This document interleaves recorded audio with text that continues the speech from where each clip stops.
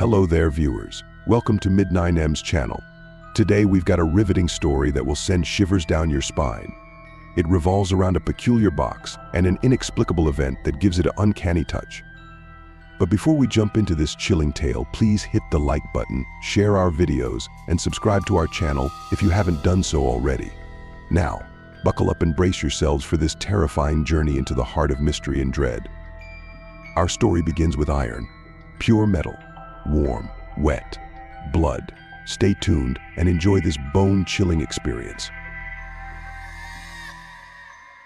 Iron, pure metal, warm, wet, blood. A sharp, intense pain surged through my face as my brain slammed against the unforgiving strength of my skull. As the metallic taste of my own body fluid filled my mouth, I attempted to reopen my vigorously locked eyes.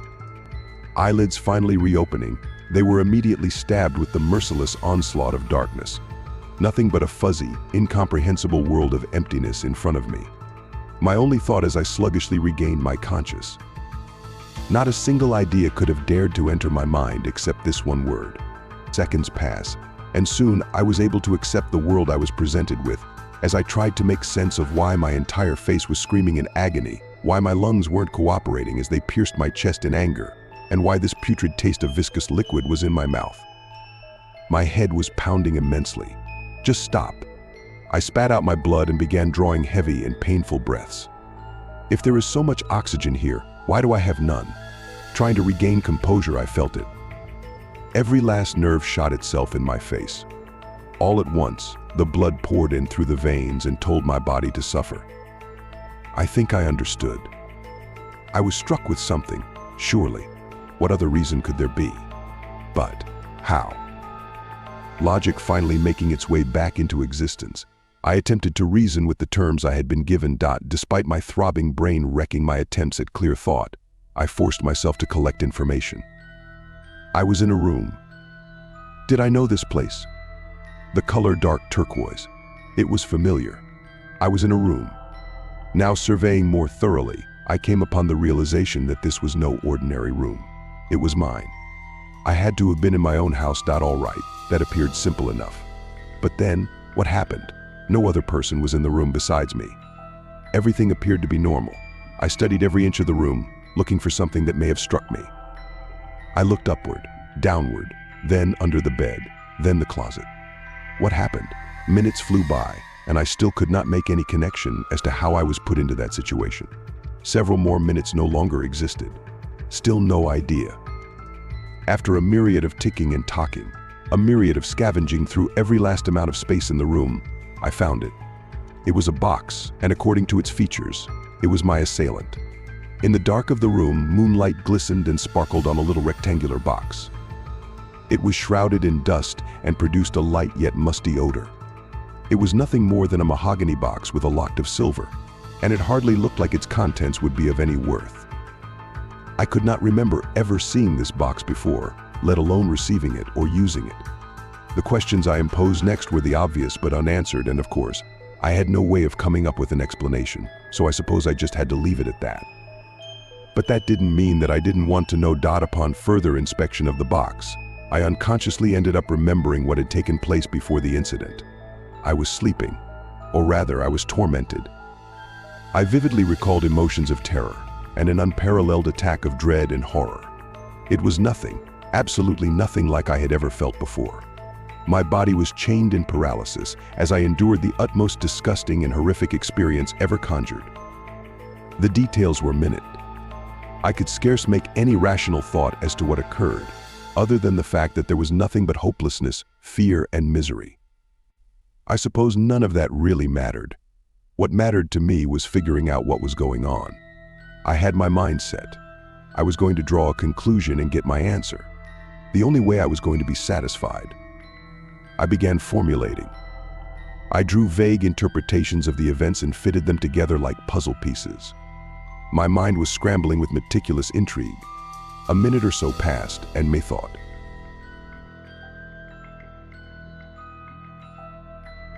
My eyes shot open and grew into the size of golf balls. My nerves sprang and leapt everywhere throughout my body. I lost all sense of thought. All myself began melting into panic. Sweat began protruding from the burning of my skin. I could hear something. Behind me? Heavier now. Deep, low, and grunting. Panting, almost. Breathing.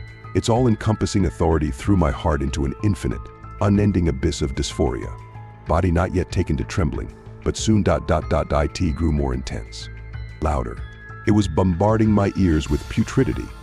The skin on the back of my neck could almost feel the warmth as the intensity blasted ever more. Sheer terror ran its course in my skin. Every last hair standing erect taut like strings on a guitar. No coherent thought made its way into my mind. What? I painstakingly forced myself to swallow my soul and throw my head around to face my tormentor. It felt as though every muscle sprained itself as I thrashed my head toward the breathing. Terrified, I was struck with the unrelenting realization of my circumstances. My heart collapsed with fear when I put it all together. Nothing was behind me.it, had to be.it. It couldn't be the box. Even though it was right in front of me, the grunting and heaving could not have any other possible source except for that box. What else? What else could have caused the breathing? It couldn't have been any more than a few inches in length. Not a clue as to the minimal size of its width. No, it was too small. Please, unwillingly, the words were forced out my mouth. My tongue let loose sound, perhaps an attempt to dispel the vile grunting. The words hardly took shape. They were gnarled and bent as they were released from my sticky, dry, and blood-stained mouth. This plead would do no good. Or, so I thought. As if the box could hear me, the breathing that plagued me came to an unnerving halt. No other sound passed. It was devoid of life. Silence. My chest, still ready to burst from my exploding heart. I scooped the box up and rushed to the trash cans outside. I chucked it into the can, smashed the lid shut, and that was the end of in the dark of that night. I lay in bed trying to erase my memory of the events that transpired earlier. The soothing warmth and soft hug of the blanket wrapped around me brought comfort. I was drenched in weariness and let my eyes close. Thoughts of my childhood flashed before me. Times of youth and wonder playing in the snow when I was younger.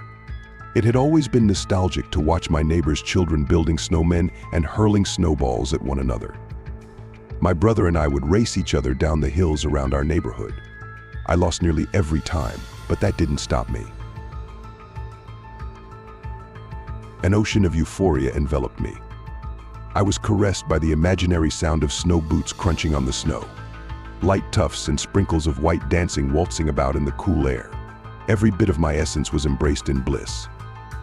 What I would have done to go back to my heart stopped all at once, then began to accelerate painfully. My soul galvanized in panic. A deep and low grunting. I could hear it again. Shock flooded my body and spiked my nerves into a maddening confusion. All my euphoric thoughts were wiped out of existence, crushed like bugs trying to celebrate. All I could focus on was that heaving. Its voluminous bellow grew in the night as I became petrified. My body acted on its own. I was thrashed out of my bed and ran for the light switch.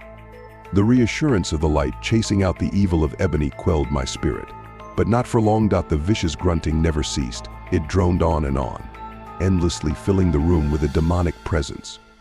Where was that box? It had to be disposed of.